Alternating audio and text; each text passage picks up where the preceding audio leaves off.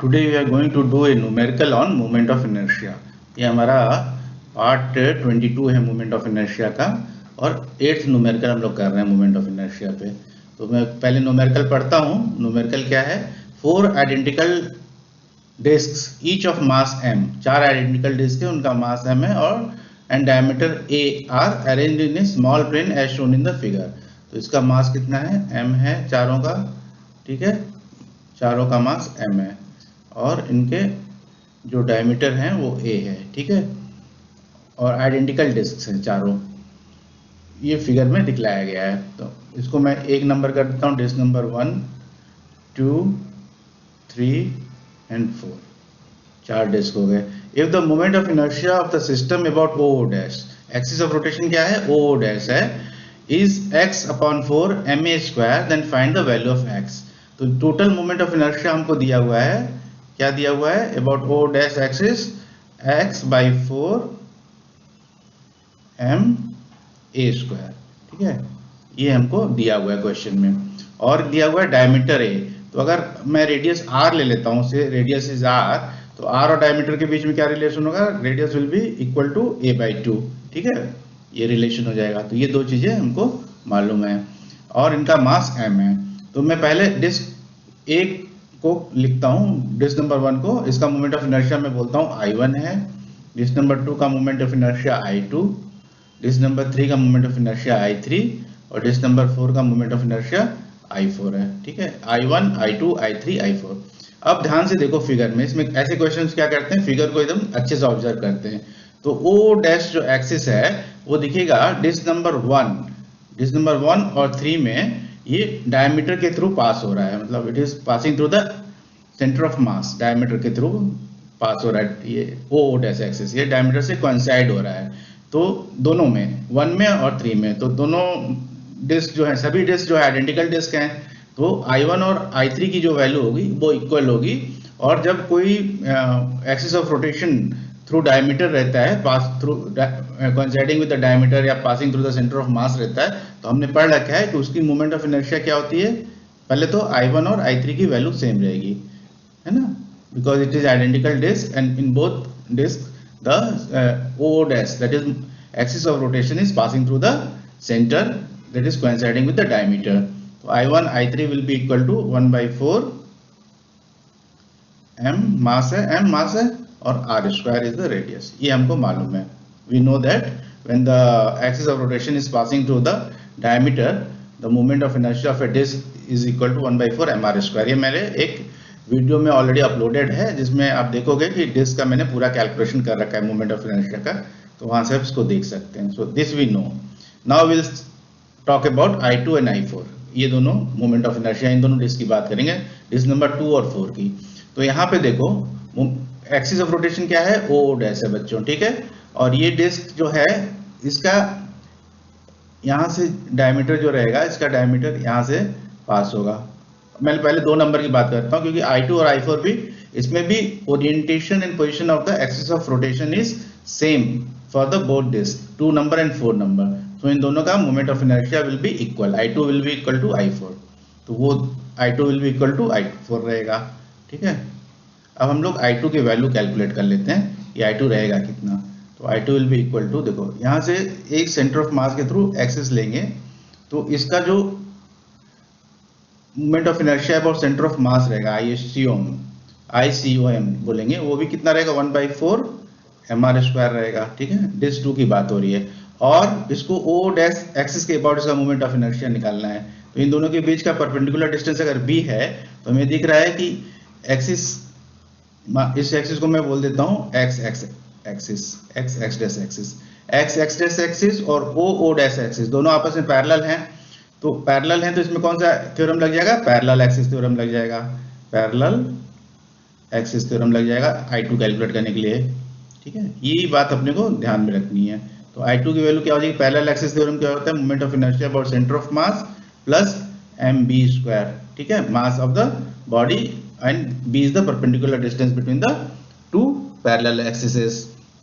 तो यहाँ वैल्यू रख देते हैं। यहाँ b की वैल्यू कितनी रहेगी? b की value will be equal to r, ये रेडियस के बराबर रहेगा, r है radius, b will be equal to r। तो सारी वैल्यूज हमको मालूम है, तो I2 निकाल लेंगे। I2 will be equal to 1, ICOM की वैल्यू कितनी है 1/4 mr square plus m into r square. अब इसको सॉल्व कर लेंगे हम लोग, तो इसको सॉल्व करते हैं। I2 will be equal to 4 LCM हो जाएगा mr square plus 4 mr square, that is I2 will be equal to mr square plus 4 mr square क्या हो जाएगा 5 mr स्क्वायर, नीचे आ जाएगा 4। This is the value of I2। Now we know that I4 will be also equal to I4 is equal to I2, so I4 की value भी 5/4 mr square रहेगी, ठीक है। तो now we know all the 4 moment of inertia, चारों मालूम पड़ गए हमको। I1 मालूम हो गया, देखो यहाँ पे I1 हमको मालूम हो गया, I2 की वैल्यू मालूम हो गई, I3 की मालूम हो गई, I4 की। तो हमको टोटल मोमेंट ऑफ इनर्शिया निकाल लेते हैं इसका।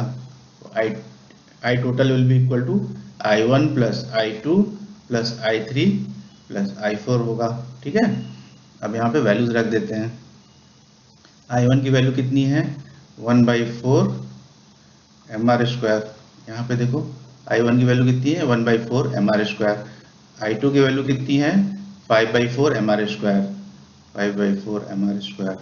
I3 की वैल्यू कितनी है, I3 की वैल्यू भी I1 के बराबर है 1/4 mr स्क्वायर, प्लस I4 की वैल्यू कितनी है I2 के बराबर है 5/4 mr स्क्वायर, ठीक है। ये सारी वैल्यूज रख दी हमने चारों मोमेंट ऑफ इनर्शिया को। अब इनको ऐड कर लेते हैं। तो पहले हम लोग ये क्या करते हैं, I total will be equal to, देखो 1/4 mr square plus 1/4 mr square 2 times है, तो इसको हम लोग लिख सकते हैं 2 टाइम्स 1/4 mr स्क्वायर। इसको सिंप्लीफाई कर रहे हैं हम लोग, 2 times 1/4 mr square plus 5/4 mr square plus 5/4 mr square, 2 times लिख सकते हैं इसको भी 5/4 mr स्क्वायर, ठीक है। अब 2 से ये 4 कट हो गए 2 हो जाएगा यहाँ पे, तो ये हो जाएगा 1/2 mr स्क्वायर, प्लस ये 2 से ये 4 कट होगा तो 2 हो जाएगा, यहाँ पे 2 हो जाएगा, तो ये हो जाएगा 5/2 mr स्क्वायर, ठीक है। अब हो जाएगा तो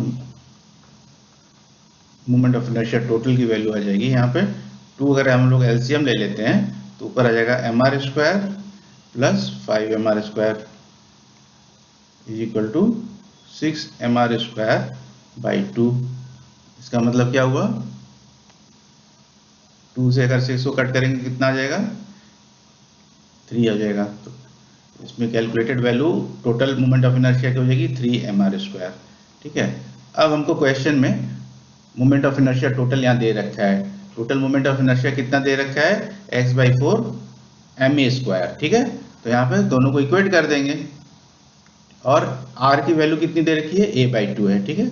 r की वैल्यू a/2 है, तो एक काम करता हूँ मैं यहाँ पे ही कर देता हूँ इसको।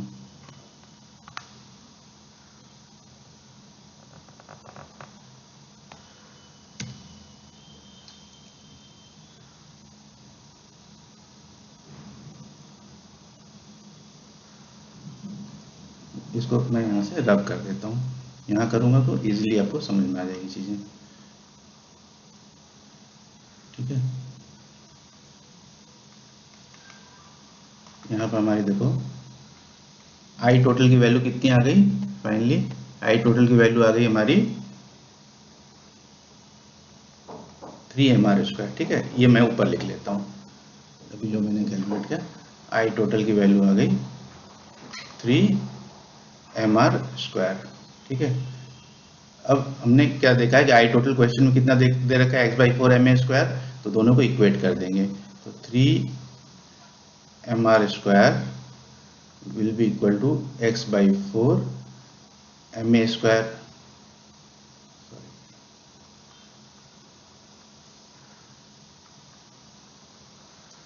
3 mr square will be equal to h/4 ma square, और r की वैल्यू कितनी है यहाँ पे a/2 है, तो ये रख देंगे 3m a/2। r की जगह क्या लिख दिया हमने a/2 लिख दिया, यहाँ पे हमको मालूम है radius will be equal to half of the diameter, ये डायमीटर के टर्म्स में यहाँ पे दे रखा है a में दिया हुआ है, is equal to x by 4 m a square. ठीक है, यहाँ से आ जाएगा 3ma² बाई 4। ठीक है, a बाई 2 का स्क्वायर करेंगे 3ma² बाई 4 आएगा, इधर x बाई 4 ma² आ जाएगा। तो यहाँ से ma² by 4 ma² by 4 cancel हो जाएगा दोनों साइड से, तो x will be equal to 3।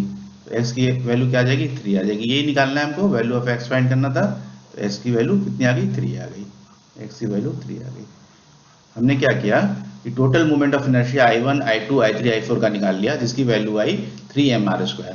और हमको क्वेश्चन में दे रखा है total moment of inertia is equal to x by 4 ma²। तो इन दोनों को हमने इक्वेट कर दिया। इसको मान लो इक्वेशन 1 है, इसको इक्वेशन 2, तो इक्वेशन 1 और 2 को इक्वेट कर दिया, इक्वल कर दिया। तो यहाँ पे r की वैल्यू हमको क्या मालूम है, डायमीटर a बाई 2 है, तो r की जगह यहाँ पे a बाई 2 रख दिया। और दोनों साइड को इक्वेट करने के बाद ma² बाई 4 दोनों साइड से कैंसिल हो गया और x की वैल्यू 3 आ गई।